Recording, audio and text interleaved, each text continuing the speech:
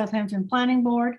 Due to the ongoing COVID-19 pandemic, in accordance with Chapter 1 of the laws of 2022, and until at least February 20, well, today's the last day, all of the board's meetings will be held remotely via video conference, so we ask the public to continually check the town's website for updates and new information.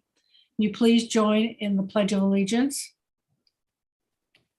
I pledge allegiance to the flag The flag of the United States of America and to the republic for which it stands, one nation, under God, indivisible, with liberty and justice for all.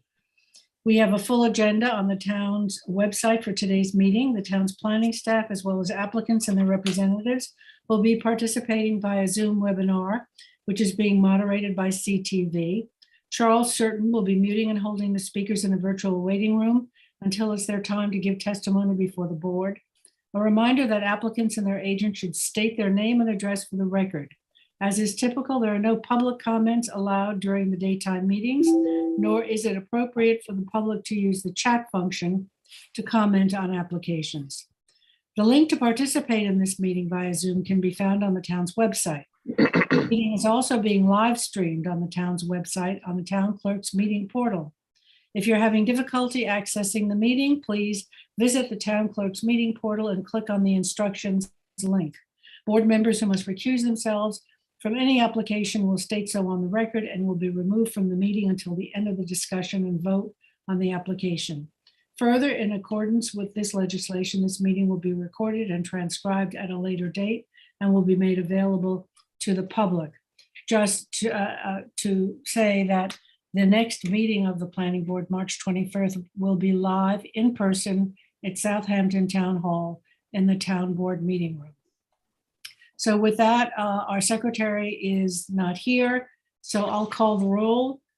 Jackie LaFaro, chair, is here. Vice Chair Dennis Finnerty, absent.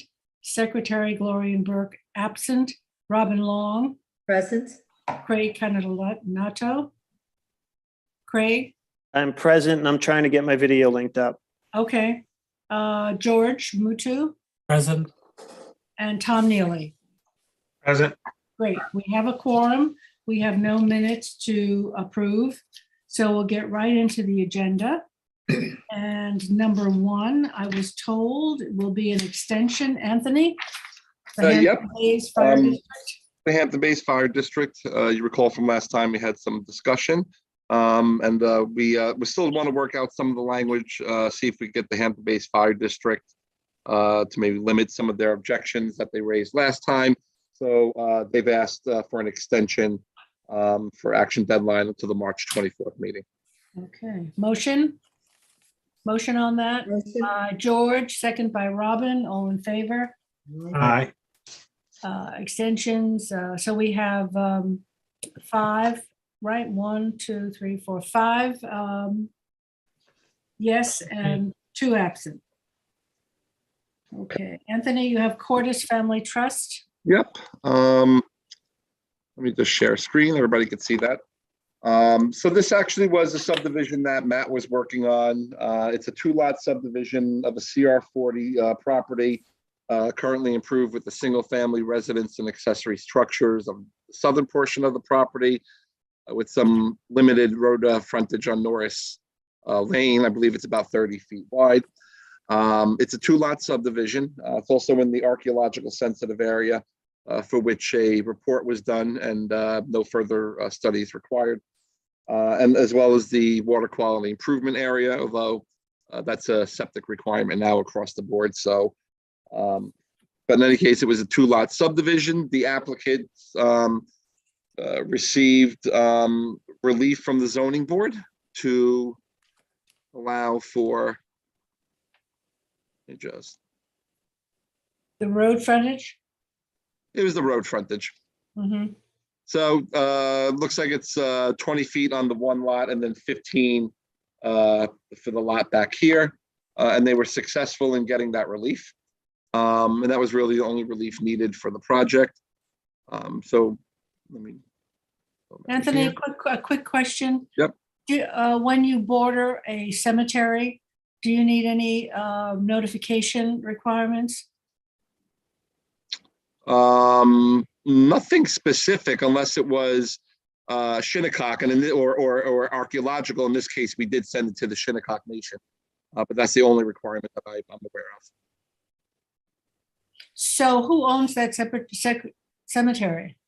I mean, is it a private cemetery or town cemetery or? No, I don't even actually know where the cemetery is. You can see it right there. Over here. No, the other way, go down. Go over. That's the cemetery. Oh, yeah, I'm not, obviously it's I believe it's just a privately held cemetery. I don't think there's any notification requirements, not that I'm aware of anyway. Christine, do you know if there are any requirements there? No, I don't know of any specific requirements that would require any kind of different notification than ordinarily done. Okay, all right, that was my only question. I'll get to that. So basically we had a final application came in. They received health department. They were successful with the zoning board. That came in August of over the summer. We saw that it's a 2-lot subdivision in Bridgehampton CR 40. Both lots will be oversized in the zoning district, and we'll have a covenant that no further subdivision without planning board approval, which is pretty standard. It's a type 2 action under SECRA, so no further environmental review is required, although we did do the archaeological as required under the state requirements for archaeological sensitive areas. And health department approval was received in October of 2021. The planning board makes the following findings. Again, type 2 action, although it was located archaeological sensitive area. The final application was deemed complete in August of 2021.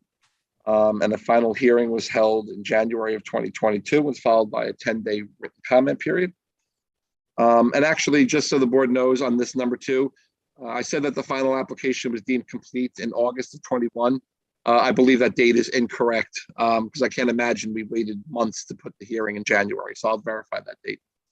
The Zoning Board of Appeals granted the necessary relief back in 2018 for the subdivision. The pre-application report was initially adopted in 2018 by this board, and the map is in agreement with that report. Again, the Suffolk County Health Department approval for this with individual septic systems and public water supply, not subject to the Long Island Workforce Housing Act, so no affordable housing. And this one here talks about the park fee, which on a 2-lot subdivision would be $2,500 if the planning board goes in that direction. And then the 2 other areas that we'll just briefly talk about shortly when I get to them regarding a trail easement, which would address the parking fee, the park fee, I should say, and then the fire hydrant. So when I get to those comments, I'll address that. So we made our referrals. The town engineer came back. It's going to be a common driveway serving both lots. So common driveway details. All of this seems to be the standard technical details relating to the coefficient information, pavement width, all this technical information that's required, and the fees. So we've made them all conditions of approval. And actually you have to get the common driveway plan stamped approved before the you could stamp the maps on your end. So that's that. The Highway Department had no objections to the subdivision. The Office of Fire Prevention, the only thing they noted is that they said that the nearest fire hydrant is roughly 1,200 to 1,300 feet away, and that New York State requires a fire hydrant within 600 feet of any new residence. I'll just go back real quick.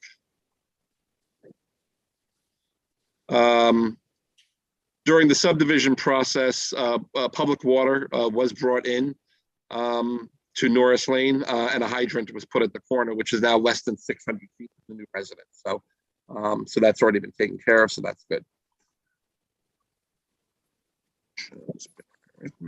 With respect to, all right, so that was the fire. So the town's Trails Advisory Board provided comments, and let me just show you the sketch because it's easier to see.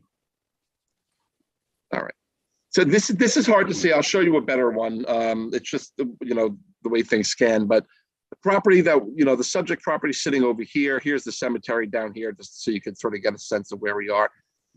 To the east, there is an existing 20-foot wide trail easement associated with the subdivision over here that goes over the common driveway and comes out on narrow lane. Further east, there's also existing trail easements to get to Montauk Highway. And ultimately, that's the ultimate plan, is to get everyone up here, narrow lane from the entrance point, and ultimately through, because we have the point that comes here, through these missing links over here, over to the existing trail easement here, and then down to Montauk Highway. What the Trail Advisory Board is asking for is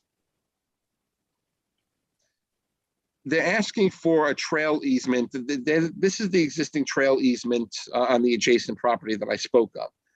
They're asking for either some type of additional 20 feet on this property, either as a buffer or to expand the trail easement because it goes over the common driveways, and then to further extend that 20 feet to Norris Lane. I've done trail easements many times with this board, get them almost all the time when we ask for them. This is just one of those cases that I was talking with, Janice about and Nat before he left. Ideas that we're trying to get from up here. We already got the link down here, comes to a dead end, and we need to get this filled in because we want to get to this trail link and all the way down to Montauk Highway. If you want to buffer or do something to increase it on this side, we could talk. I just don't know the benefit of doing a 20-foot wide easement on the northern portion of this property to connect to Norris Lane when the trailhead access already exists at narrow lane up here. And so this is the only gap that you would really be filling. So I don't know that this was a necessary trail easement. I try not to burden properties with trail easements if we have stuff in place already. Right. Obviously, I think down here, if this was coming in for a subdivision, we would be talking because we're trying to get to this link over here. So I don't know that any of this is necessary. I think it's overkill, but I'll let the board and the applicant discuss that. I just wanted to put that out there so they understand. So that was really their recommendation. And then we didn't get any other comments from any other agencies. So the resolution to approve the subdivision map, the revisions to the map include compliance with the engineer's comments. Then it says the revisions to reflect the recommendations of the Trails Advisory Board. That'll be at the planning board's discretion. The fire hydrant is not necessary, as I said, because I learned that one was installed just to the north, less than 600 feet away. Postal delivery numbers need to be shown. A notation regarding compliance with the town zoning needs to be provided on there, along with the ZBA decision date. Changes to the common driveway plan as per the town engineer, which number 3 indicate have to be stamped approved before the planning board could sign the plans. Number 4 is the letter of acknowledgement required for the subdivision as it relates to the common driveway, standard requirement. Payment of the park fee of $2,500, or if the planning board went with the trail easement, then that would satisfy that requirement. Anthony, is it 2,500 per lot, no? $2,500 when Per you have a lot. 2-lot subdivision, and there's already an existing house. You only pay for the additional density that's been created. Right, okay. But after that, Jackie, everything's based on an assessed value. So Okay. on those bigger subdivisions, those numbers go way high, Right. as you know. Yeah. Declaration of covenants and restrictions. So obviously I left the trail easement provision grayed out. No further subdivision of any of the lots, no lot line modification without planning board approval. Utility poles, new utility lines, new utilities have to be installed on the ground. 3-inch rainfall for impervious surfaces. A common driveway is going to serve the 2 lots on the subdivision map, and it's going to be subject to a common driveway utility easement. The flag lot restriction for lot number 1. This is just the covenant that allows the property owner to determine what their front yard is. The town code allows flag lot property owners to determine what their front yard is. So we always put that in there. Then I and J relate to the construction of the common utilities of the common driveway prior to conveyance of the lots, prior to issuance of building permits and COs. And then K, I always like to throw in there the water quality improvements requirements, even though they're really codified and now it seems to be implemented town-wide regardless of where you're located, but I like to put them in anyway. Submission of a common driveway and new common utility easement. And then again, if the board doesn't require the trail easement, then this is not necessary. If they do, then a trail and conservation easement would need to be submitted and accepted by the town board. Compliance with the driveway safety standards per the fire marshal. Submission of a mortgage consent if applicable. Title certification. Town approval of all legal documents. And then, of course, submission of the paper prints and Mylars for signature and the filing within 62 days. So Anthony, so I think the big issue is the trail easement. right, and from looking at the map, they have, that's an eastern trail down there. Yep. So the trail connector that really is needed is this southern, across the southern portion of these properties to hook into this other trail easement, right? I mean, the town. Yeah, I mean, what I would say here, Jackie, if I was going to put it another way, is the key to making this trail system work here is this down here, having nothing to do with the subdivision. Right. All that I'm saying is it might be nice to get a little footpath access from Norris Lane to this trail easement, but the reality is that the 500 additional feet for you to get to the trail end isn't catastrophic to me. So I don't think the trail easements do anything here. That's what it is. Right? But maybe the board has a different opinion. It's a short distance. I tend to agree with you. It's a short distance. And we want people to walk, right? That's what we want. Right. To me, it's a little redundant. I mean, it would really only serve walkers coming north on Norris to cut over to the trail to go either north or south when those trails are connected. But it does seem a little bit. Yeah, I tend to agree with that. Anthony, can you scroll on to the actual map, one page? Because the other issue they had there, they wanted a 20, also wanted a 20-foot easement along the common driveway, which severely limits also then where your common driveway can go. But I tend to agree that I don't see anything really being gained by looking for an easement either along the driveway or along the back property line. Like I said, everything's already in place for and what we need has to occur down here. So. And we don't want to restrict that driveway any more than it is. It is, and the zoning board also granted the relief for it already, and they're also smaller than they're supposed to be. So I think we're mostly in agreement that okay. So we don't really need the trail easement, Anthony. You can amend it accordingly. I know Joe Lombardi's here. I don't know if he has anything he wants to say. Oh, okay. Joe, are you? I don't see you. I'm here. Oh, there you are. Okay. Hi. Joe, any other issues with this? No, I was really concerned about the trail easement because of I think it places an unfair burden actually on the applicant between having to redesign common driveway and even along the fence, even along the property that's developed in the south part of the site. There's an existing fence along the property line that would have to be moved. There's a well there. It was used for potable water, but now that public water is available, the house has been connected to public water. Right. So the well is just used for irrigation, but that's within that 20-foot wide strip. So I think we're in agreement, Joe, with you. So I appreciate it. Okay, so we can move this along to adopt.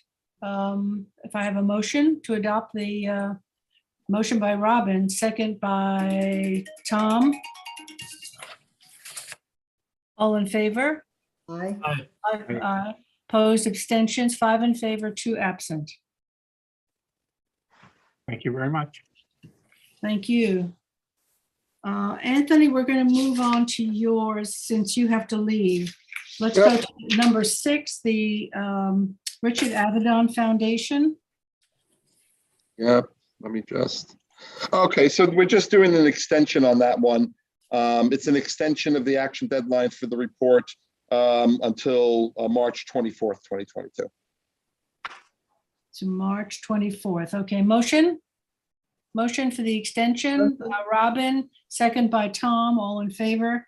Aye. Opposed, abstentions, 5 in favor, 2 absent. And what about the Kim Lester? We'll do that one. Okay, so this was another one that was Matt's. You had a work session with Susanna Herman on this one. This is a property on Allenson Lane. Was it Molinar's Landing Marina and Restaurant just to the south? This is an RWB zone property. It's got an existing single family residence on the property. My understanding is that you had a work session with the applicant for a potential additional use, dry boat storage, outdoor boat storage on this property. So you had the work session. In order for this to happen, they had to go to the Zoning Board of Appeals because of number of uses. I believe you're allowed one. I think, right, is Susanna Herman here? If she's not, then before the zoning board for, I believe it's number of uses, the house and the boat storage use. So what the zoning board is reviewing the application. We deemed it an unlisted action, and I've asked them to coordinate so that way this board could take lead agency. So really the purpose of this is just so that you could say you want lead agency. Right. And we'll send that off Yeah, to the I ZBA. think so. Okay, so we would want lead agency. I need a motion for that. To take lead agency. Motion. Somebody make a motion by Robin, second by Craig. All in favor? Aye. Aye. Opposed, abstentions, 5 in favor. Okay, so we're taking lead agency. And Excuse me, Anthony- can you see me okay now? Yes, Yes. perfectly. You have muted. Okay, Anthony, your last one then is Kamachuka. It's Kamaku to go. This is a subdivision over up on that private road off of North Sea Mecox Road. We've been dealing with for a long time. They're asking for another 90-day extension of their final approval, which would bring it to June 5th, 2022. I believe I have a memo recently from the town engineer. I believe that they're close to getting that done. The other side of it is I believe the applicant's going to want to do the road improvements actually and the utility improvements. So we're going to probably put this on the agenda in the future next meeting to discuss that because they don't want to bond for it. They want to do the work. So they're not going to be able to sign the maps anyway until that work is done. So I'm recommending we do the extension until June 5th, 2022, and then I'll bring it back to the planning board for the other issues. Okay, great. Okay, motion for the extension. Someone, George, motion by George, second by Craig. All in favor? Aye. Aye. Opposed, abstentions, 5 in favor, 2 absent. I think you're done, Anthony, right? I'm done. I Thank thank you you. very much, Jackie, for that, Thank you. and I will, Thank You you. bet, thank you, Anthony. appreciate it. I'll Feel see you guys better. soon. Feel better. Feel Thanks, better, Jackie. Anthony. Yeah, Thanks, Penland. no problem. Okay, so Jackie. Hi, how are you? I'm Hey, fine. Jackie. You got the rest of it, so. Yes, I do. Let's start with Curtis Heimowitz Nussbaum. It's an action deadline. Yes, and if Charles could please let in Heather Wright.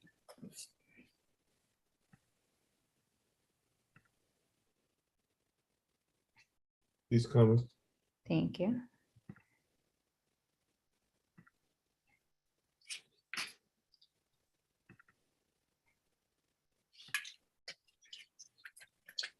All right, so there is a few slight tweaks to the resolution just based upon the discussions. This is the one, if you remember on Cedar Lane, where we're doing the conservation easement, but then the buffer we discussed to be consistent with the fence line. So I just amended the findings in this.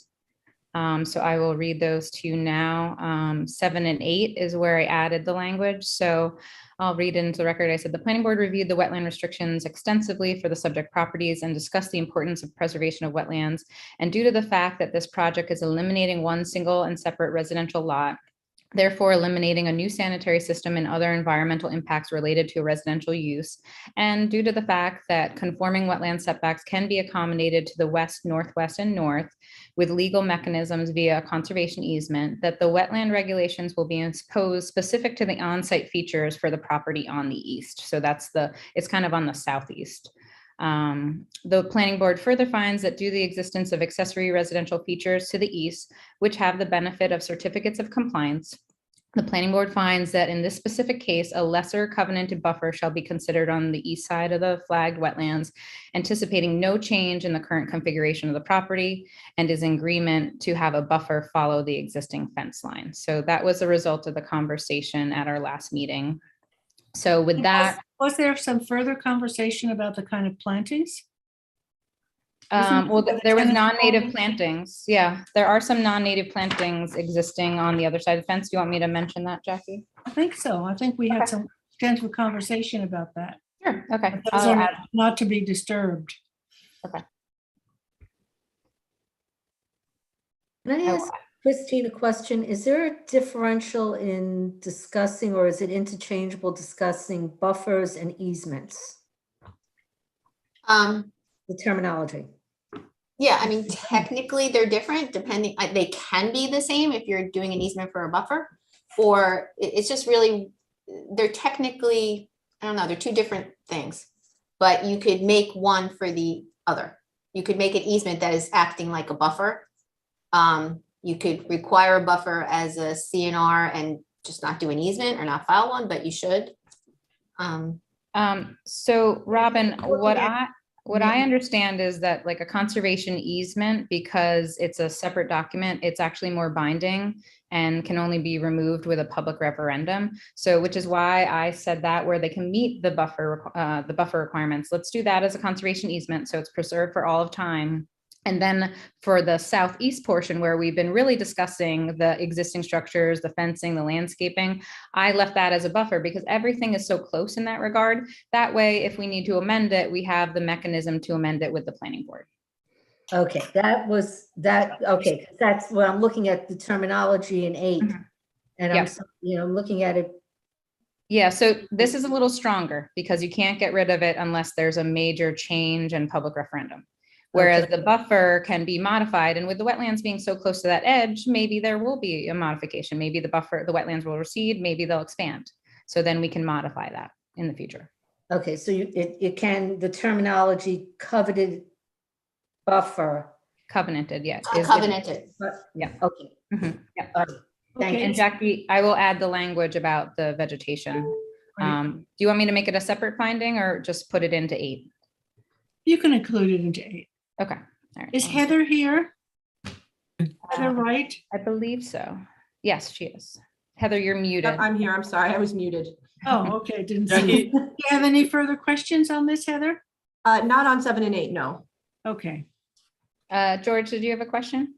I think, did we have a specific width of a buffer that we were looking to follow the fence line? No, we were talking about a 25-foot buffer, but the fence doesn't exactly follow a set foot. So I'm going to require it to the fence line. So it's going to be variable.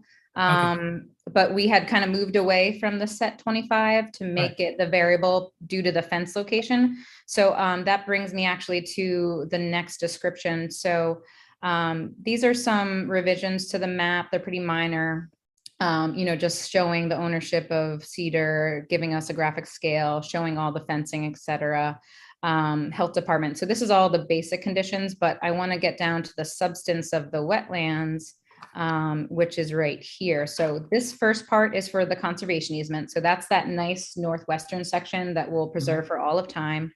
The next portion is oops, sorry, it skipped ahead. So this is the covenanted buffer. So in 8, this is what I've changed.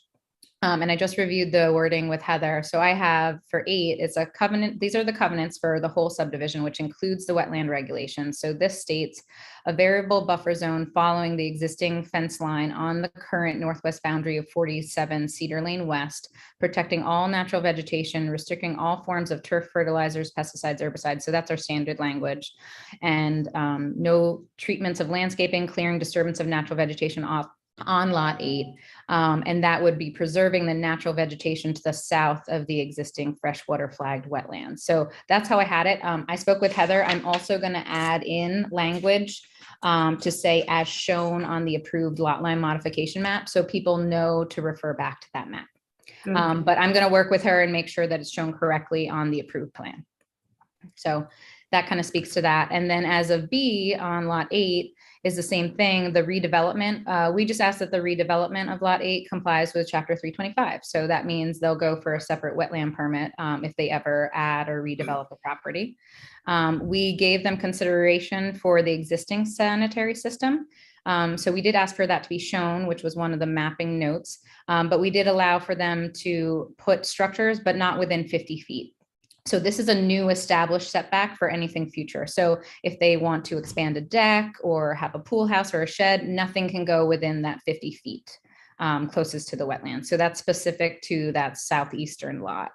The rest is all standard. So the 125 for structures, that's all on those northwestern lots. So that's all complying with chapter 325, as well as the 150 setback for sanitary systems.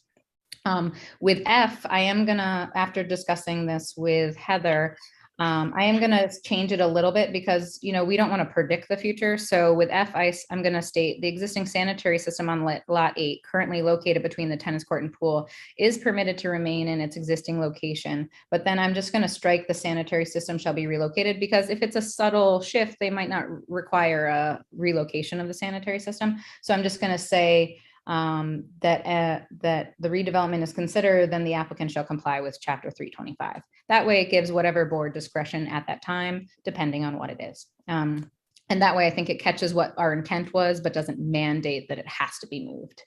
And those were the main changes. The only other thing that I wanted to discuss, because we were so focused on the environmental impacts of the wetlands, is if I scroll back, it was always a finding, and I just previously had discussed here. Now, this is in the archaeologically sensitive area. So normally, this being treated like a subdivision, we would require a phase 1A, 1B investigation. But these properties are developed. And in talking to Heather, the area that we would normally request is the non-developed area, which would essentially be that central lot. But with the non-developed area, we are preserving the majority of it with a conservation easement. So I wanted to bring this up to the planning board. We just didn't touch upon it before, but I think we could make a finding in number 1 that due to the establishment of a conservation easement, it would essentially be preserving any historic features or prehistoric features that would be there. So that way the applicant does not have to provide one.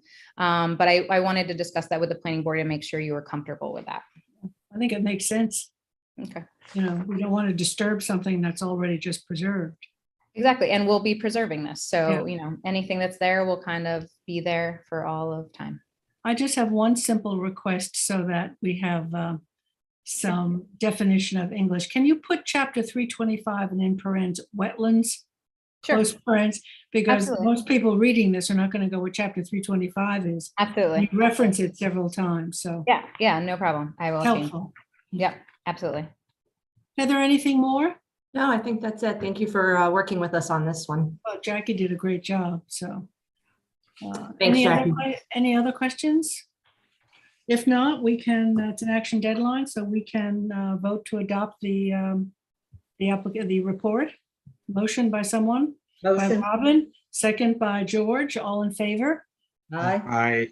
Opposed, abstentions, 5 in favor, 2 absent. Great, thanks. Thank Thanks, you. Heather. Thank Yep, you. bye-bye. Thanks, Heather. Okay, Jackie, you've got another action deadline, Fink and Miller Schwen. Yes. You know what? Let me double check. Give me one moment. Mhm. to pull. So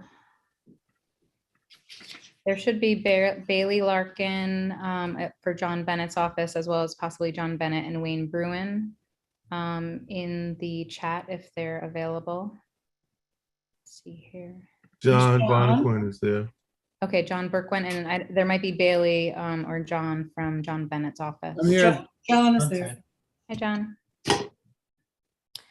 So let me see here. I just want to make sure I had the proper thing to share.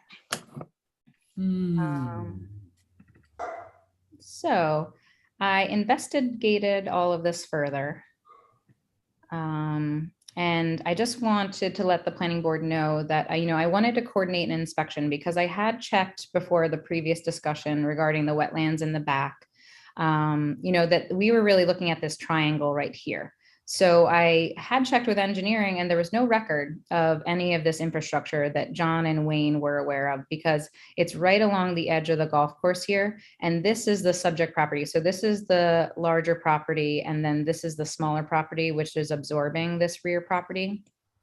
When I was there, and maybe I'll zoom in on this so you guys can see it a little bit better. When I was there, it is evident that the storm drain, and I walked it with engineering because they have a really good eye for how everything connects. So there's a storm drain here on Sabonic Road. As we walked on the interior hedge line, we did see that there was also another cover, which means there's another kind of drainage structures right here, leading us to believe that the pipe actually runs somewhere along this golf court path. As we were walking along the edge, really trying to focus on any infrastructure that we could see here, I witnessed, as well as Tom from engineering, witnessed a bubbler right here. I could see how this could be missed because it was very brambly. A lot of dense vegetation is over it. So we don't have this shown on the survey, but around this location, there is a bubbler. So that is taking some of the storm water from the road. This doesn't look like it was approved formally. And if it was, I'm sorry. oh, sorry, a bubbler is actually like an at-grade open grate. Okay, thank you. That allows storm water to come out of it passively if the structures are full. Okay, thanks. So there is a bubbler right here, and then you can actually witness, we parked over here, you can actually witness there is actually an existing culvert right here, which leads to the constructed area of wetlands. This is on the Elks property right here. So golf course, Miller property, Elks Club right here. Right here, there actually was standing water. So when I went there, I provided Marty with my sketch to take a look at this back area, because when I approached from the south, I saw this area that was fenced for the recharge, but I wasn't able to get back into this area because the vegetation was so thick. So with that, I asked him to go out there and confirm my suspicions that there was some wetlands in the area. But you can see here clearly what John and Wayne were speaking to is that this triangle was definitely a recharge area that was built sometime in the 70s. So you can see that this triangle was built. When I look at the natural topo with Marty too, there is a naturally low-lying area here. So that's the area that we've been discussing that are native wetlands area, that essentially it's natural grade wet with wetland vegetation, and then it flows passively into the constructed recharge area. Sorry, my screen is not going to the next slide. But I wanted to discuss this with the planning board because I just got an email from Marty last night, who is basically saying, oh, of course now it responds, sorry. There was a delay, but you can see here, this is the area of what, so there's standing water that was actually ice when I was there. I don't know why it's not, sorry, it's not responding. Oh, here we go. And this was the culvert that leads to the actual constructed area. So what was done here, this is a little bit before and it's wet there, but it was fairly deep standing water that you can see with the ice on it. And then this is the pipe that you can clearly see goes into the triangular area of the recharge area. So engineering wasn't aware. I don't even know if highway was aware of this instance. In talking to Marty, it is regulated freshwater wetlands. What we'd like to discuss is some establishment. Oh, here, this is what I was trying to show you. So this is constructed. This is approximately where the bubbler is in the back. And this was the low-lying natural area that has wetland vegetation. So rather than asking the applicant to flag the wetlands, what we wanted to see was where is the bubbler and where is the fencing that we witnessed on site, and discussing a possible just, instead of having to go out there, flag it, pick it up, possible buffer in the back here to preserve the vegetation back here and the wetlands right there. So that's what I'd like to discuss today. And I see John shaking his head, so. Makes sense to have some protection.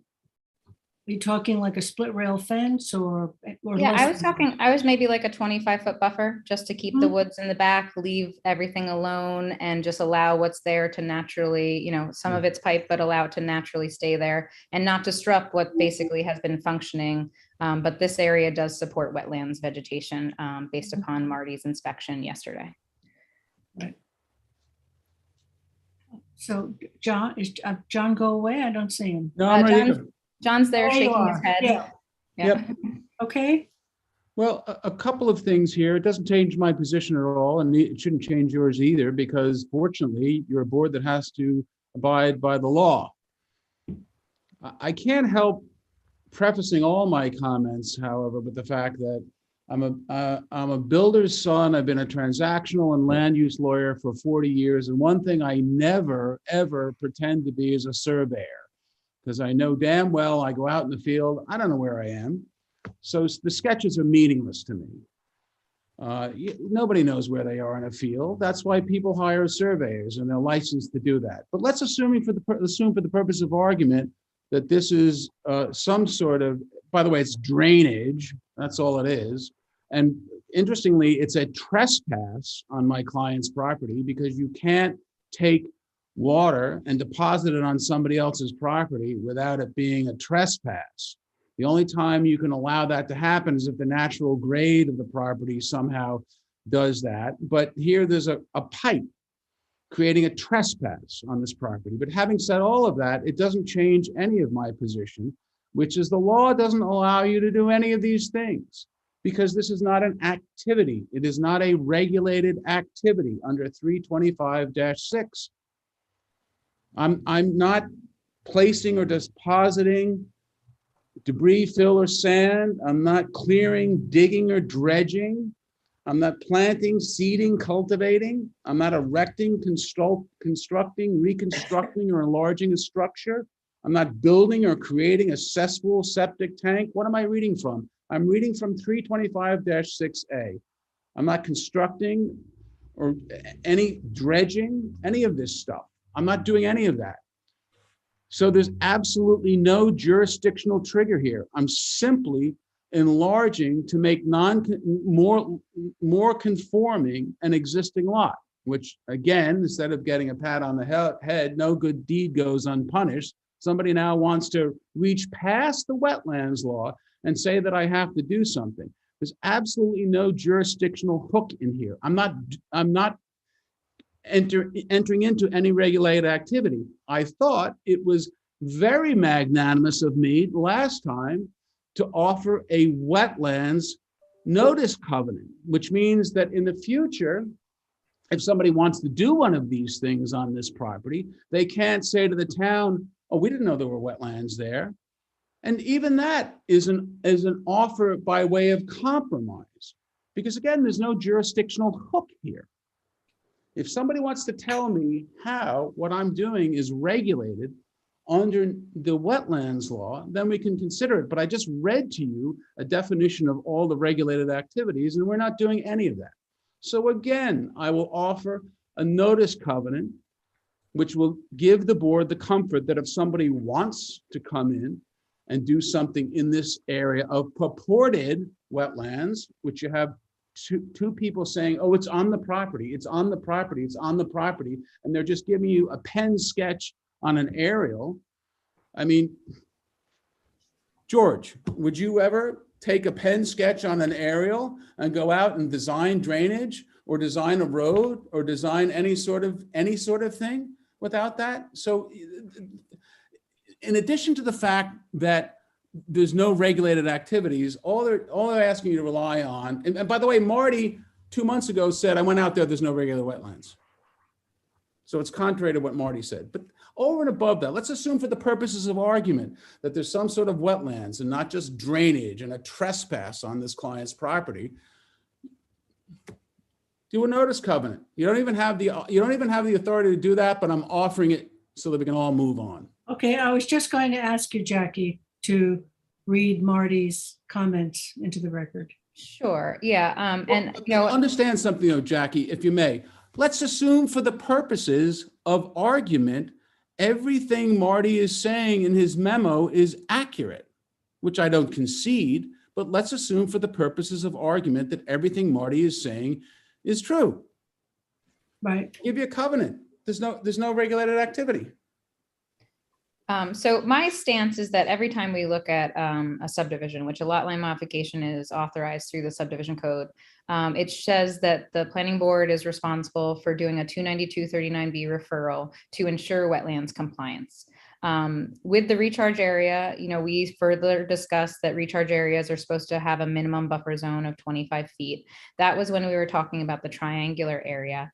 Which is why I explored this more with engineering, who was not aware of the infrastructure. And I'm not disputing that it is drainage infrastructure, but there is a natural topography that shows that this low-lying area does catch water naturally, and then also does have the bubbler system drainage. I don't know who did that. I don't know, we did not cause the encroachment, and it might have been an informal agreement. I am not sure of the history, but right now I can tell you that there was standing water there and that there was a built recharge area there. I asked Marty, who is our expert, to go out there and take a look because of what I found on site on March 1st. And he was kind enough to go out there, and I will read in the We're wasting everyone's time. You're missing the point. Let's assume everything Marty's saying is accurate for the purposes, assuming arguendo. There's no regulated activity going on here. We're I not don't understand why people aren't understanding that. Because every time we look at a subdivision, we look at compliance with 325 to see if there's that's nice, wetlands but and you impose have to have a buffers. regulated activity for the referral, and you don't have one. That's nice that you have this protocol, and I'm not objecting to the protocol where you refer it to Marty, but even Marty has to follow the law, i.e. you have to have a regulated activity. So John, does that mean, excuse me, Christine, does that mean that they have to be certified stamped wetlands with, markers? Is that what you mean? So that it's a regulated No, again, wetland? you're missing my point. If I may, I think, yeah, and I think that the board's concerns with having a regulated activity take place within the wetlands under chapter 325 would be protected. And I think that's your primary concern. And whether or not these end up being wetlands at this juncture, I think what John is trying to say is just is premature, because we don't have a regulated activity yet for which to do this. Certainly, the planners should look at it. They do their due diligence and they make recommendations based on that, assuming that it will at some point become a regulated activity that may impact that. So, but I think with the notice covenant on the deed, that would protect the board's interest in ensuring that chapter 325 was complied with. And at this point, if the applicant is willing to do that without necessitating having to prove that it is in fact a wetland, then I would assume that would work.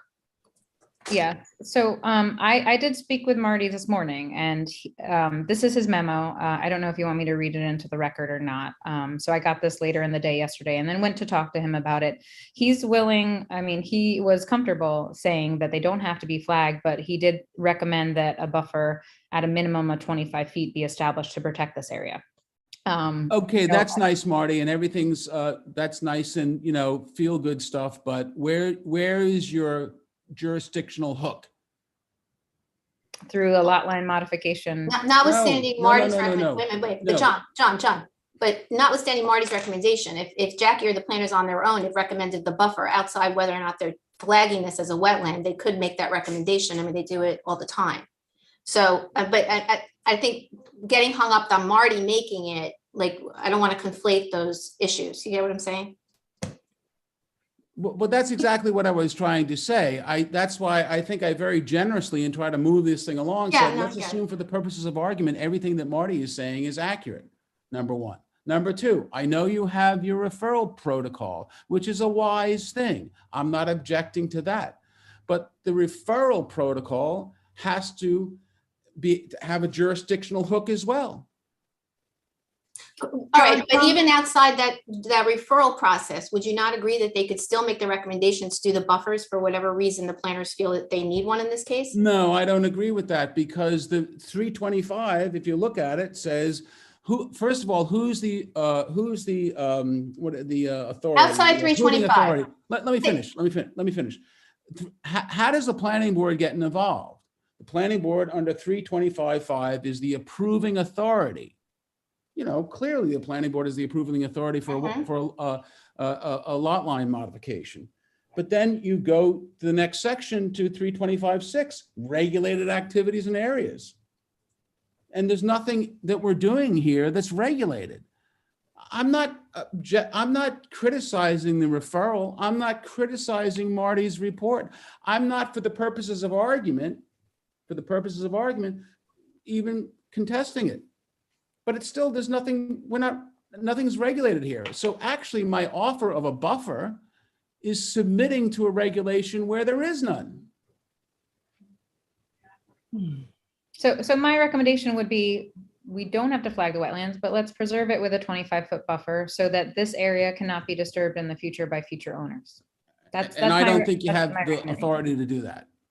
There's somebody mature wants to show me vegetation. how, other than through your protocols, which are not the same as the law, thank goodness, because, you know, law has to go through the public hearing process. There has to be input. It has to be a democratic process. You know, protocols established by an administrative agency are not the same as law, thank God. But just because you have a protocol which requires a referral also means that you have some sort of administrative jurisdiction here, which you don't. Tell me how you have jurisdiction other than through a referral protocol, which is not jurisdiction. I'm not criticizing that as a methodology. I'm just saying what comes out of that referral has to be a comment on something that you have the authority to regulate. And you look at 325-6 and it doesn't say anything. I'm not doing any type of regulated activity here. John, I hear your legal argument and it's understandable. This is a wet area in the back of that property. Would your applicant really be opposed to a 25-foot buffer to just? Yes, absolutely, because you don't have the authority to do it. Well, I mean, they're going to use that portion of the property, do you think? We're almost having what I would call a surrealistic argument here. Show me where you have some authority under the town code to regulate this activity. You have the authority to regulate the activities that are listed in the wetlands law, and I'm not engaged in any of them. What I'm scratching my head at is that even though I think it's clear that you have no regulated activity here, to try to make the board feel comfortable, I'm offering something called a notice covenant, which means that if somebody comes in to perform a regulated activity, they can't then say, you know, I had no idea there were wetlands there. You're picking up something here through this process. Jackie, excuse me, John, Jackie, would this fall under 292.39? Can you take a look at that? Yes, I mean, I can take a look at that. I just wanted to show you, you know, notwithstanding wetlands, the planning board does impose buffers. This is a nice separation between the golf course and the residential properties. Why not leave what's existing mature vegetation alone and call it a day without having to get into the nitty-gritty of wetlands? Making sure that that stays natural. That's what I was really asking you, John. Yeah, You know, it is a good buffer. Okay, I'm not gonna let a trespass on this property, which is somebody put a drainage pipe, get turned somehow into some sort of jurisdictional hook. It really stands logic on its head, particularly in light of the fact that I'm not suggesting for 1 minute that I don't have to, or somebody in the future doesn't have to adhere to 325. And as a matter of fact, I'm saying, let's put a covenant on the property that reminds everybody that they have to adhere to 325. If somebody wants to come in there in this northerly part of this property and engage in any one of these activities, they're then going to have to go out and get their own consultant to mark the wetlands, have Marty go out there and look at the wetlands and go through the entire 325 process. But it's premature, number one. Number two, there's no jurisdictional hook here. I'm scratching my head. I thought I was going to do a good Okay, thing by saying, let's okay. put a covenant on there. Okay. I'm conceding to jurisdiction that you don't have. Usually people say, okay, that's good enough. Okay, John. Jackie, I have a question. Sure. I was just trying to pull up 29239. The pipe that you showed in the picture, is that pipe on the triangular property next door? Yes. And The who owns bubbler that? seems to be on the subject property in the rear, where we're asking for the buffer. The pipe is actually between the golf course and the Elks Club property. And who owns that property? The golf course and the Elks Club.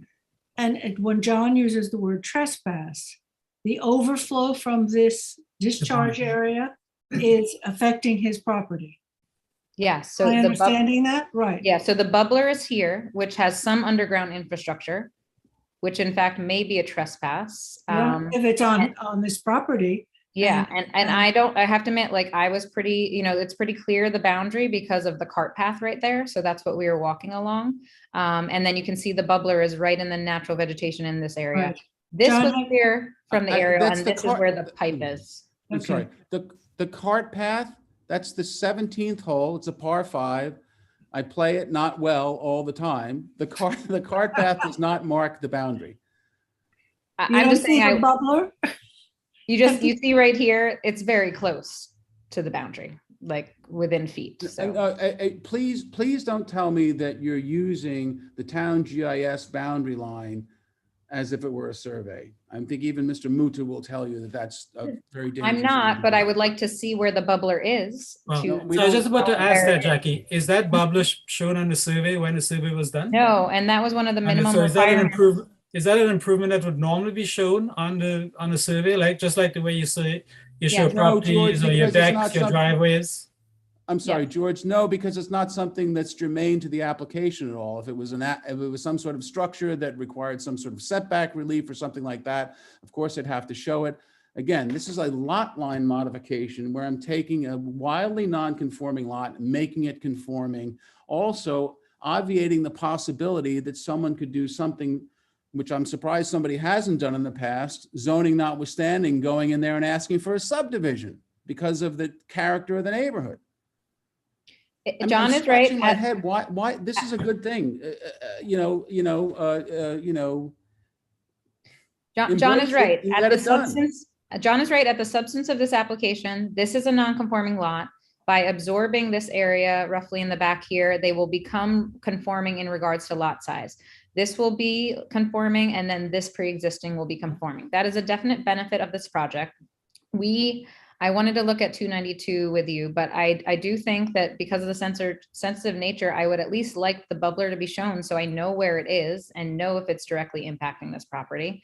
I did not make this happen. I'm trying to do the best with what we've got. And why not protect some area here and have a notice covenant and be done with this right now? I'm not suggesting that the property not be protected. As a matter of fact, I'm suggesting you give notice to the world that it has to be protected when a regulated activity is contemplated. Can I ask a question? I keep hearing discussion that in that area, there is other vegetation and such that you wanted to protect. Am I? Correct. There's native trees, large caliper trees and native vegetation back there, which would also benefit the community by preserving those and establish. And that's why I'm saying 25-foot strip.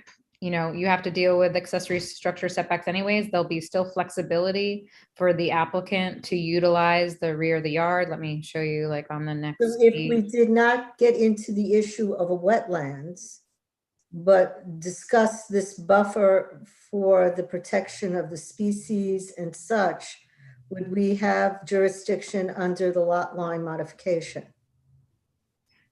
And not got involved with the wetlands, which John is saying would trigger, unless you do that, you don't have the triggering event.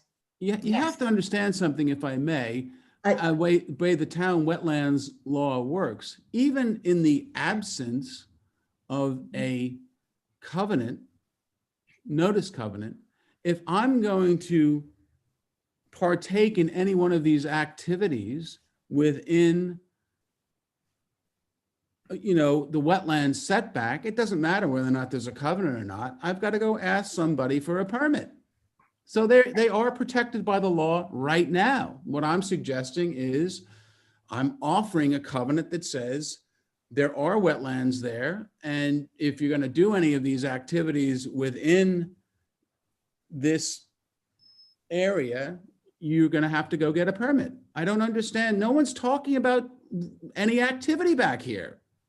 I'm So looking I at, think, Robin, if I may, it seems to me that these wetlands have not been, it's not a determined wetland. It's wet. So there's nothing that triggers the wetland 325.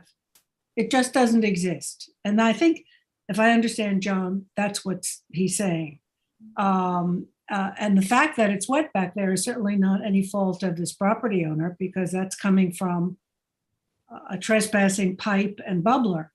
So, I mean, I think that a notice covenant probably would be sufficient.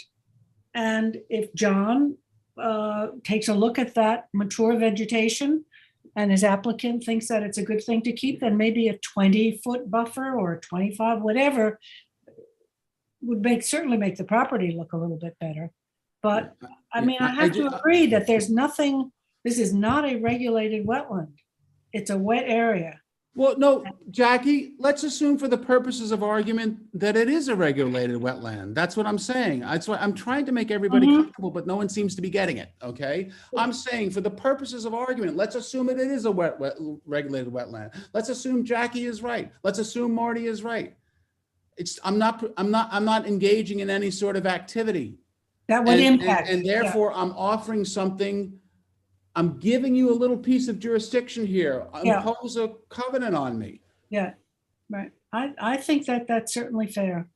So my concern is with 29239A, which is a subdivision shall preserve and protect in so as possible natural terrain features such as tidal, freshwater wetlands, beach, duneland, steep slopes, bluff, prime ag soils, unique vegetation, animal habitat, floodplains, water course, primary sources of groundwater and natural drainage patterns in accordance with the master plan and applicable laws. So we are charged with looking at the natural features of this property through subdivision. Again, I'm not saying that you're not charged with them. I think I'm sorry, Jack. No, that's what we were saying before.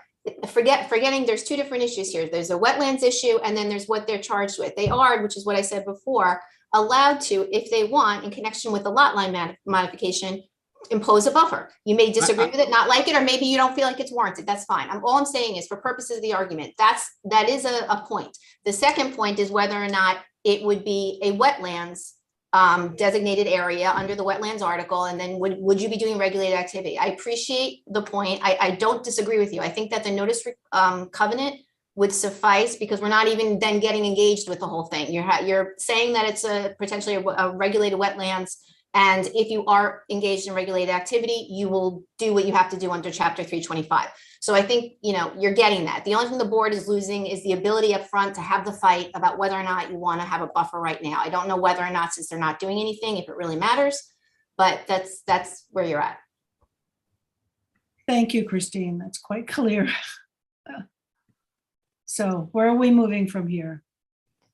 So I would recommend a 25-foot buffer on the north. The planning board can decide whether or not that's appropriate or not. I think the notice covenant is fine. And I think that we can put that in as a covenant and make future property owners aware of this. But I guess I need to know where the planning board stands on the 25-foot buffer recommendation. Okay, how does everybody feel? Robin, George, Tom, Craig? talk to I'm me good. about, I'm good with notice covenant. Notice covenant? talk to me about what we're trying to protect to give me a reason to burden the property. There's natural vegetation and mature large trees, and it provides a nice buffer for the community between the golf course commercial use essentially and the residential property. It would be right along the edge of the property, so they would still have reasonable development of this section of the property. Well, if I may, that's not a transitional yard. And if anything, even if you want to call it a quasi-commercial use, usually the buffer is on the non-residential property. So I don't get the planning logic there. I'm just saying currently, as it exists, there's large mature trees here that warrant preservation, and it does act as a nice buffer between the golf course use and the surrounding residential community. From flying balls, right? There were some balls. John's poorly hit ball on the 5th hole. Yes, on this, it's the 17th hole, and there are many over there. Yeah, balls, right? Somebody So- once suggested that they were going to give me golf balls with my initial on them. I said, that's a bad idea. So I guess, John, what we're asking if you would consider a buffer. It's not a big buffer. Yeah. It saves some trees. I think it would look good. Yeah. Definitely the notice What- covenant is good, but so. What everybody's missing, and again, I'll say it again, is if indeed there are wetlands there, which I don't agree with, but let's assume for the purposes of argument that there are wetlands there, I can't take anything down within 75 feet of them under the law. Well, that's an activity, by the way. Yeah, but these are not regulated wetlands now, and this application is going. Jackie, I'm assuming for the purposes of argument that they are. The property pops up as flagged as wetland, in our computer system, which is why I thought it was because of the triangular recharge area. Based upon site inspections, I think this area warrants preservation. So are they saying that this? No one's saying it doesn't. They're maybe. saying this area in the back of this property is wetlands, flagged wetlands? Marty's email is saying that it is. I'll try to bring that back up. I think John's point, though, that even if it is wetland, this is not a regulated activity, and he's willing to concede that up front with a notice covenant. But what I Get think what you can get. Christine brought up- It's like, get what you can get. But I very prefer the often- interim step of a notice. And if someone comes in and wants to build on the property, then that'll be further reviewed. Is that right? That would Mhm. fall in the building envelope limits or whatever else might go on. Would the notice covenant prevent the removal of the trees and the natural habitation that's in that alleged buffer zone that you want? You don't even need the notice covenant to do that, but I'm offering it. I know, John, I'm trying, please let me go forward, okay? Would the notice covenant be sufficient to stop the removal of those trees or any other destruction of the natural vegetation in that area? I would believe that it would. Jackie, is that correct in terms of because you worked with this chapter more than I have, but I think that it would. Because it's flagged on wetlands, but right now clearing of trees is not a regulated activity unless there's Yes, a it defined is. wetland. Oh, come on. Removal of the I'm vegetation. concerned that it's flagged, but the trees could come down. If there's a buffer, trees would not come down because it. John, would you be willing to, in addition, do the covenant, the notice covenant, put in that you're not going to remove any vegetation? No, because what I'm trying to do is say if. Until such indeed time as they building are- permit. Let me finish. First of all, Jackie, if you're going to say that clearing of trees within 75 feet of wetlands on a improved parcel is not a regulated activity, I think Marty Shea might have something to differ with you. I'm not saying that. I'm concerned that there would be no awareness to people to not cut down trees. Well, that's why I'm agreeing to a covenant. So what would a notice covenant, what would be the language in your notice covenant, John? It's the typical, it's George, it's like the DEC covenant. It says the owner concedes that there may be regulated wetlands on the property and that in order to engage in any regulated activity, you have to get a permit for it. So no one can say to you, oh, I didn't know there were wetlands there. I mean, I'm really offering something where my position is you don't have any jurisdiction to do it. So, Clearing is a regulated activity. thank you. Well, okay, so we're disputing that it's wetlands. I had a draft notice covenant in the conditional approval here. I mean, I can. No, tweak we're that not line. conceding that it's wet. We're not conceding that it's wetlands. The notice covenant says that the property may be regulated by by wetlands. You're putting under down Chapter you're putting the argument 325, down for and another before you day. get- I'm sorry. No, I'm just gonna say, you're moving the argument to another day to figure out whether or not it is Exactly. in fact wetlands, whether or not, if they ever come to the point where they're engaged in regulated activities, what you want to do. And it puts whoever they sell this to on notice that there's an issue back there that needs to be addressed. Okay, Exactly. so what language, again, John, I have a notice covenant here. I can tweak this language as the planning board sees fit and as Christine would recommend. Can we be specific as to where we suspect where there could be where there could be Yeah, wetlands on that property, say in that corner along the lot line with the golf course? I'll say northern boundary and I'll say specifically northwestern corner. Just say there may be, the owner concedes there may be regulated wetlands in that area. There may be, that's the whole. That's what I that's said. the I whole said notice of concept. covenant that the property currently known as, and that's just the tax note number and the address, sorry. the address. Can I ask a question? Could you, and because we're trying to hammer out legal language, which is Well, you got it very in front of you. dangerous to try to do on a Zoom.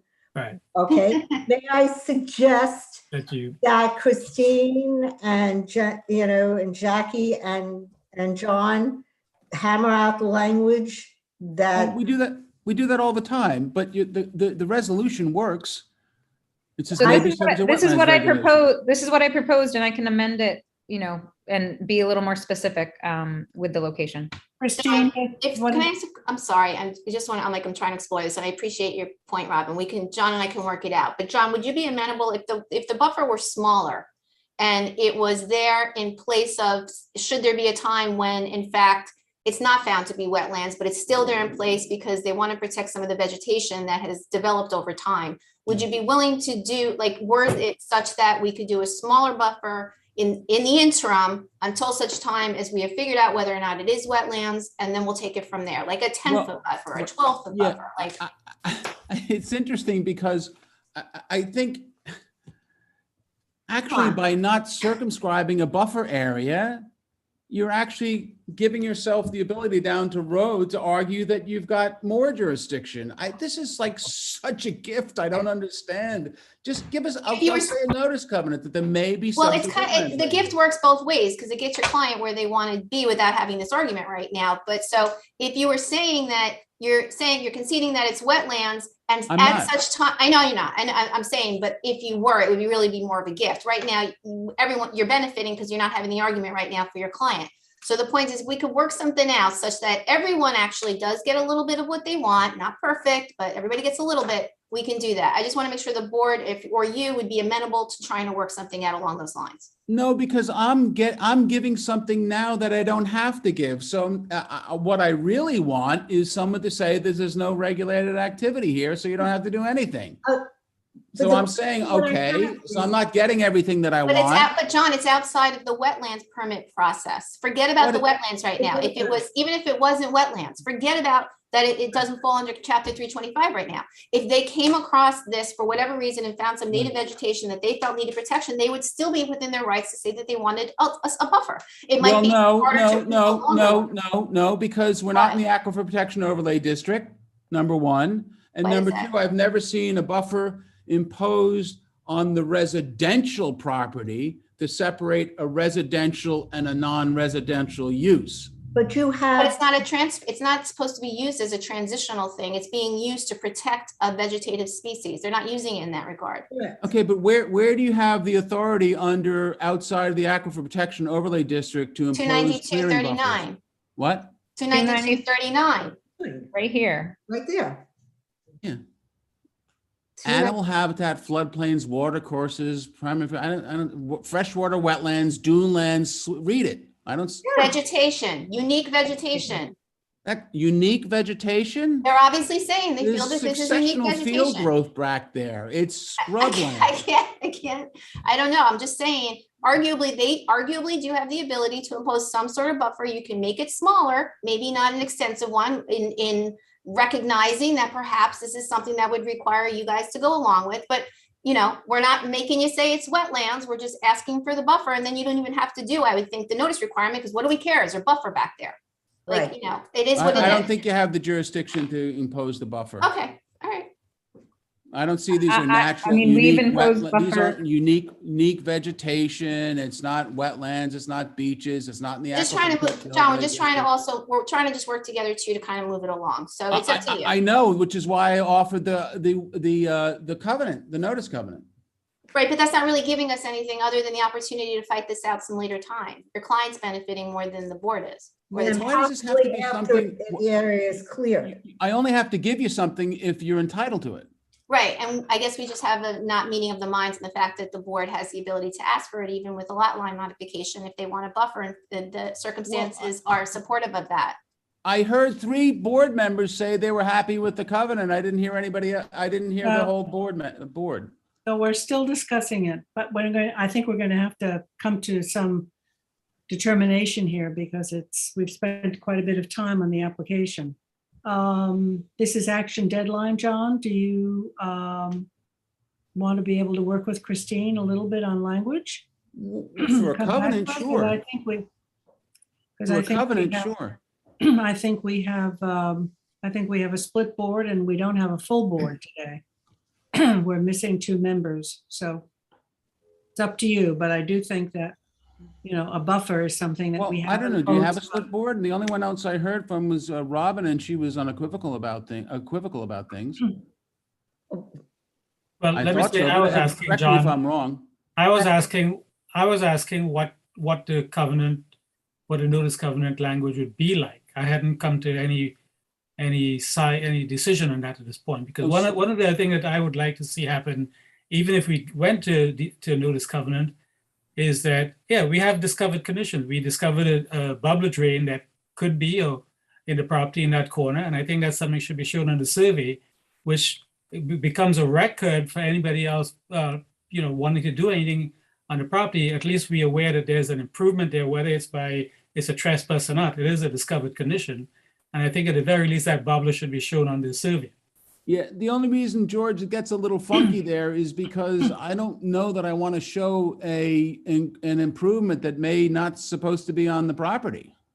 It's. Like it or not, it's there, right? What are you Yeah, what are I you mean, gonna do? the It's- survey just shows what's there. Yeah, it's showing what's there. That's the property. That's the purpose of a survey, to show what's there. And then it's a matter of certainty whether what we have and what we don't have on the property.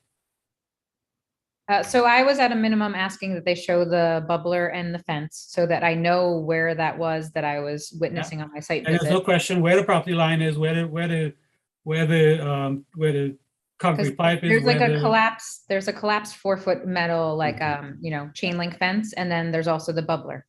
George, understand my position on this, which has been the same for the last 6 weeks since we started discussing this, assuming for the purposes of argument, just assuming for the purposes of argument. There's John, wetlands. I understand We'll your let everybody position. know that. You've explained it a half dozen times just in the past half an hour. Somebody's not telling me why you guys have jurisdiction. I just don't get it. 292. Yeah, We and can- read it we can and tell me impose a- why we there are can any impose a beaches, buffer. dunelands, steep slopes, bluffs, unique vegetation, Vegetation. blah, blah, blah. That's the area, unique vegetation, animal habitat. Unique? So we can, look, John, we can end this now and take a vote on whether or not we are imposing a buffer. And Under what jurisdiction? 292. All right, well, no, you don't have it, but let me think of something. Let me try to think of something creative here. Hold on a second, because this is ridiculous. The length this has taken on a lot line. Okay, modification. we also, John, have some time constraints. Do you want to work this out with Christine? No. Why don't we give you along the back, the northerly boundary of the property, a 10-foot vegetative buffer with the ability just to have some walking path between the properties. Is that the cover area? trees? Does that cover the trees that you were concerned, the vegetation that you were concerned about? Jackie, does that enough? I have to admit, the rear of the property has, very nice, mature, large trees. I don't know exactly where they fall, but, that northern boundary is the most heavily wooded. So that's what I'm bringing forth. So make it 20 feet, John. I You can't would make it call 20 a feet. day. Okay, John, why don't you get a survey? Because you're the one who said specifically that you don't like handwritten things being handwritten. No. Don't use my words against me when I was using that for another purpose. That's not right. I'm offering you something. which I don't think you have the jurisdiction to impose at all, grab it and take it. I'm offering you a 10-foot buffer along the northerly boundary of the property that can only be impacted by a walking path between the two parcels. Jackie, can you point out where that is just so I can see it? The 10-foot, sorry, let me show it on a different area. You know, it's hard, but 10-foot would be, you know, it would be like roughly here, you know. But it's that area. It's this area, yeah. So that's why I was recommending 25, which is a little bit bigger and kind of our minimum buffer that we John, recommend. Do you want to split the difference? We'll do 12. But 15, let's do 15 and be done with it. I just want to have, All right. 15, but I need to have a walk, if I may, I need to have a walking path through there because the future owner is a member of the club. He wants to be able to walk onto the club from there. All right, so 15-foot buffer with 15 allowance for a 4-foot path. Are we not making any mention of the possibility of wetlands on the property then? Oh, well, we'll give you the covenant as well. We're gonna have the Notice covenant. I'm Okay, not so taking notice that off the covenant table. and a 15-foot buffer. Yeah. I can live Okay. with that. So I will Not 4 feet, 6 feet. we normally approve a 4-foot path. I know that's in wetlands areas and all that stuff. Maybe the guy wants to ride a golf cart through it. Just All right, how about 5-foot path? Can we do 5 foot? I'll take what's behind door number 3. Take 5 feet, John. Okay, 15-foot buffer, notice covenant, a 5-foot walking path. Thank We're in you. agreement, okay? Great. That's it? That's it. Okay, good conversation. I Thank So have a motion to accept as I amended. will make that motion. Motion Yeah, by so this is for Robin. this is for the Oh, approval. of the archaeological. What are we doing with the archaeological? transfer. Oh, yes. Because they're developed properties. nothing's happening. You're not doing anything right now. If Yeah, you so we come can for- say that there's no activity proposed with the exchange. That's up to the planning board. It's, you know, it is within the archaeologically sensitive area though. So I can make a finding that we're imposing a buffer and that no activity is proposed and pursuant to the subdivision.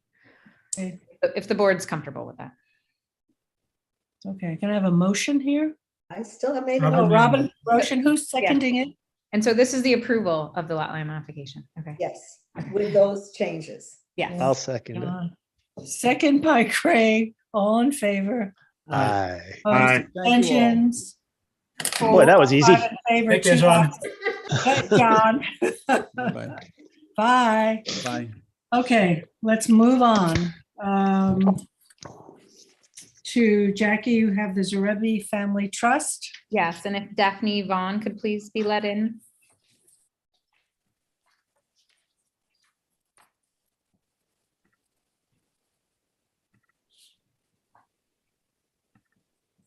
Extension, leaflet, secret.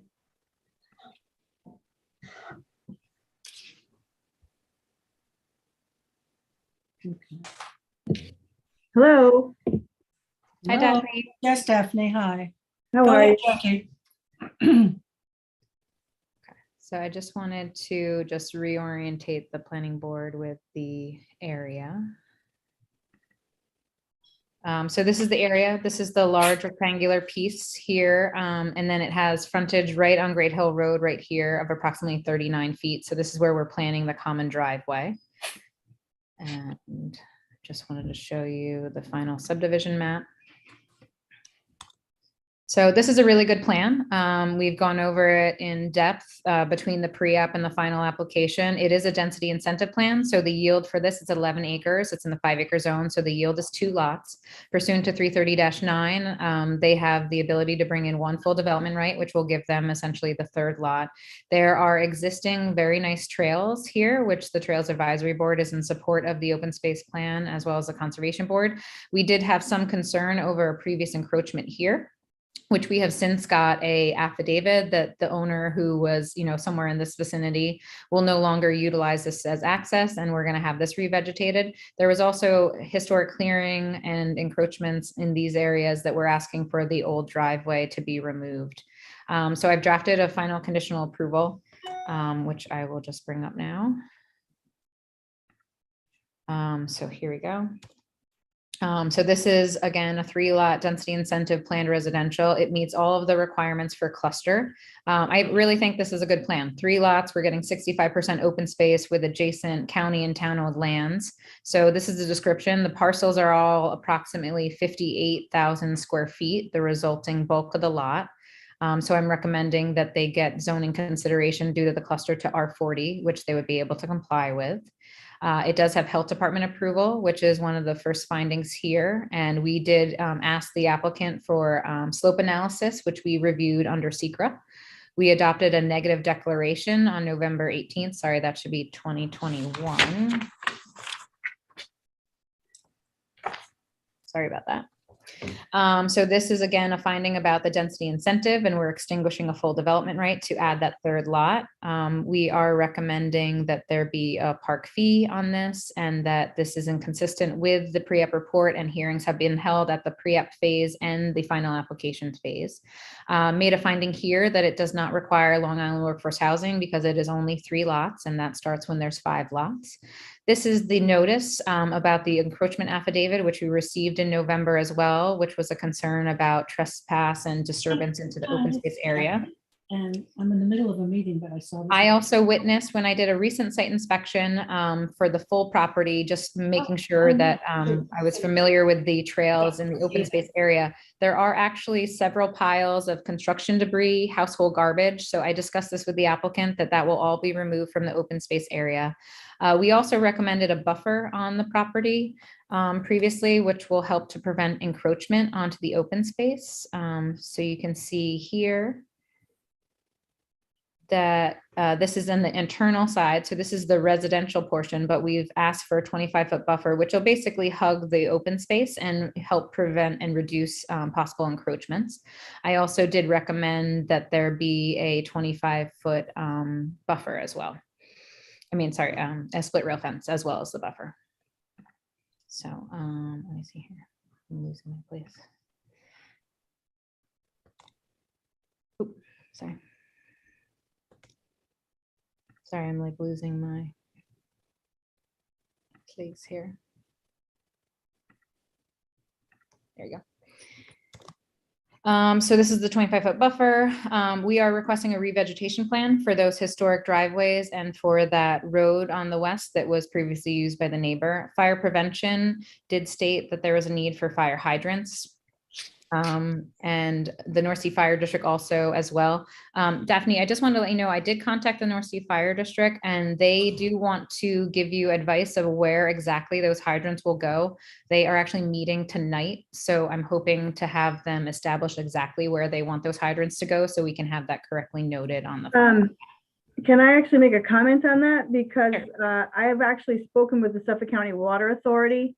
We've actually paid the $171,000 fee for the water main installation, so that we're on their docket to have that done. Okay. And my discussion with the water authority is that we have no say in that ourselves, that the water authority will contact North Sea Fire Department. Oh, okay. And deal with that themselves, and that they will install the hydrants when they install the main. Okay. So they're going to coordinate with that? Yes, that they said that they would coordinate. They took a copy of my map with the comments based on what you have here in your notes, that they, you know, because our map states what they had asked for there with the 1,000 feet and 1,100 feet beyond that. Okay. So the person I spoke with who coordinates all of this at the water authority said that he would contact the fire department and that they would basically, you know, coordinate all of this. So, yeah, and just so the planning board understands, the North Sea Fire District, because Great Hill Road is a curvy road, they were just concerned they want proper placement of these hydrants to make sure it's like not on a curve where no houses are. So if they're going to internally deal with that, that's great, Daphne. Thank you for that. Yeah, because the water authority said they'll put them wherever they want them. It doesn't matter, but that they would be responsible for doing the installation, and that we as the property owners would have absolutely nothing to do with that. Okay. All right. That's news to me. So thank you. So I just want to make sure we're putting hydrants up Great Hill Road, which is a great benefit of this project. I wanted to add that into the record. So I just want to make sure they get located in the correct location. Yeah, absolutely. So these are the fire prevention comments. This is the fire district about having the hydrants on Gray Hill Road, which is again a good benefit. In regards to the town engineer, we can work through the common driveway requirements. This is the most recent stuff, Daphne, so I will send this to you so Yeah, the plans can be modified. The stuff that Tom's commenting on the survey, all that was fixed, so I just don't think that he was provided a copy of the map. He might have just gotten the plan again, like the common driveway plan, but I can send it to him. Don't worry, we can work internally on that. Okay. And then so we'll just work with Tom and internally make sure the common driveway plans address all of his concerns. Highway Department had no concerns with the application. The Conservation Board, made their comments regarding the 18-acre tract with the previous single-family dwelling that was removed, and the aquifer protection. So it does have clearing restrictions. Oh, sorry, I skipped ahead.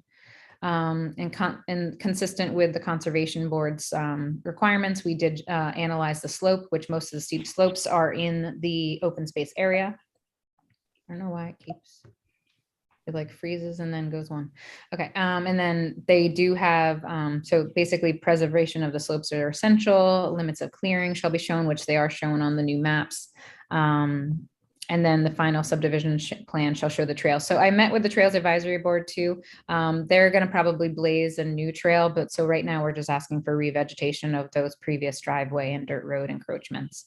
The Trails Advisory Board also said that they, want to make sure that the open space is dedicated, and they think it's a good opportunity for the trails that connect within this area and surrounded by an extensive trail system in this area to the north. And they're going to, basically look at the new trail section in this open space area. We did also refer this to the New York State DEC, but they did not respond. So with that, I'm recommending that it be approved. This is just an acknowledgement letter that they have to put in the hydrants and comply with common driveway, that they submit proof of extinguishment of the full development right pursuant to 330-9, remove the existing driveway. So there was like a circle driveway previously for the house that was there that's since been demolished. There's just still asphalt and gravel and some of that infrastructure still there. So I'm asking for that to be taken away, as well as some of the gravel that's in the open space road area. Yeah, so can I ask a question about that? As far as there's no problem with removing that, but as far as the revegetation of that you're requiring or recommending, some of that would be on property that doesn't belong to my client. So I guess what I would ask is if that could be done passively on the county and that other lot where this was. Okay. Yeah, Daphne, we can discuss it because, the existing driveway, the asphalt does have to, but, depending on certain areas, once you remove it, we can work on it, allowing it to passively revegetate. But there are current, driveway conditions that should be removed from the old asphalt driveway. Yeah, sure, I understand That's that. fine. Yeah, we can work on that. And my other question that I had that was closer towards the beginning is about the park fee. Even with the 65% open space, they would have to pay a park fee on this? That was recommended at the pre-application stage, but if the planning board finds because of the ability of trails for passive and recreation, we could consider waiving that fee if the board's comfortable. Okay. Yeah, so I can change this, Daphne, to say that the open space provides a benefit and there's active trails in the area. So I can change that. Okay, yeah, I was just curious. Yep. Thank you. Let me just make a note of that. It is really nice trails in the area there, so that makes sense. So then again, just show the removal of the existing driveways, give us a re-veg plan to be considered by staff, required to plant the necessary re-veg prior to signature, install all monuments, install the split rail fence around the perimeter of the open space, remove all construction debris. So I do have pictures, Daphne, that I'll send you. And I also have a sketch on the survey from my site inspection that shows the deposit areas roughly. So that will be helpful for somebody cleaning it up. And just to show street numbers, I will change 11 to just make sure that I just want to have something in the record to show where they end up, Daphne. So between the Water Authority and North Sea Fire District, if I could just have something written in the record to make sure that they are consulted. So I'll change that language to reflect that. Okay. the split rail fence, when that's installed, I would assume you would want that on the final plat, right? Yep. Yep. Yeah, so that has to be shown on the final plat and prior to town board acceptance. Got it. Again, my computer. Okay, here we go. Okay. Yep, so this installation, just the notice of intent for SWIP, town engineer approval, recorded covenants. So these are the covenants: no further subdivision, no lot line modifications, flag lot restrictions for the 2 northerly lots, which are 2 and 3, all utilities underground, no utility poles. They shall comply with the R40 residence, which gives them dimensional relief based upon the size of the lots, clearing restrictions, fertilizer restrictions, the 25-foot buffer that's shown on the map already. The single driveway, additional access points from lot 1 is not allowed. So that's just making sure that that doesn't happen in the future. 3-inch drainage, stormwater, clearing and grading. This is all common driveway stuff, standard stuff that you have to clear and grade the driveway prior to conveyance. That's all standard language. And hopefully my screen will go. Sorry, my screen is being a little delayed. And then just compliance with driveway safety for emergency vehicles so that we know that they're insured. Gates or fences are not put so we can insure. And deed of dedication, common driveway, and mortgage consent, title certification if applicable, and town attorney approval and town board acceptance of open space deeds. Okay. Any questions from the board? Daphne, any more questions from you? I think I got it. Okay, so this is on Okay. action deadline. So Jackie, you'll amend the report. Yes, so Okay. You have a motion to adopt the amended report by Motion. Robin, second by George, all in favor. Aye. Opposed, abstentions, 5 in favor, 2 absent. Thank you. Thank you, thank you. So we've done 6 and 7. We're going down to just a coordination, Jackie, right, on the. Yeah, listing so this fields? is blessing fields. They need pyramid relief and also a minor setback variance because there's traffic. And Robin, you were actually one who brought up the fact that this is right across from the Macy's Shopping Center and the light there. I think it would be best that the planning board serve as lead agency so we can review the traffic impact studies and the architecture. The architecture, I have asked for possibly some modifications to the front building so that the amount of pyramid relief is not as high. But then we can look at that all together through SECRA. So I prepared a resolution to assume lead agency. Okay, motion? Motion. Motion by Robin, second by Tom. All in favor. Aye. Opposed, abstentions, 5 in favor, 2 absent. Great. Okay, and then you've got a completeness on number 9. Yeah, so this is in addition to an existing barn that's in Northampton. This is a very long property where they did the switchgrass harvesting. I don't know if you'll recall, but we did approve a barn here. They're asking for an addition to the barn, but I already spoke with the applicant. We don't have elevations to know what that will look like, as well as materials. And also the engineering division is asking for further information for the engineering plan. So right now I'm going to recommend that it be deemed incomplete and hopefully can bring it back on the calendar to schedule it complete once I have those items.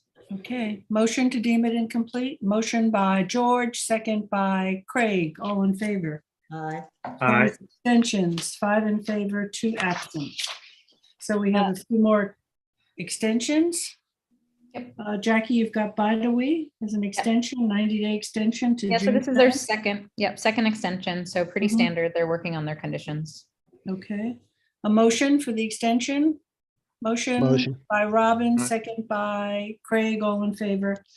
Aye. Opposed, abstentions, 5 in favor, 2 absent. Number 11, M4 Lumber Holdings, they're looking for an extension. Yeah, to this will April be, 28th. yeah, I just haven't received the survey and the amended common driveway plans to respond. So I wanted to give us a little bit more time to work on that. And then I'll bring it back for approval once we have that straightened out. Great. Motion? I need a motion for the extension. George, motion by George, second by Robin, all in favor. Aye. Opposed, abstentions, 5 in favor, 2 absent. Number 12, the Woods at Hampton Bays, a 90-day extension. Yep, June this is- 20th. This is their first extension of the final conditional approval, which was granted last September. Okay, motion? Motion for the extension by Robin, second by Craig, all in favor. Aye. Aye. Abstentions, 5 in favor, 2 absent. And the last, well, we already did this, the Kamachudo. So we're done. We're done. So, so tonight at 7 o'clock, motion to adjourn. Motion? Motion by Robin, second by George, all in favor. Aye. Aye. Opposed, abstentions, 5 in favor, 2 absent. We are adjourned. Thank See you you. guys at 7 o'clock. See you tonight.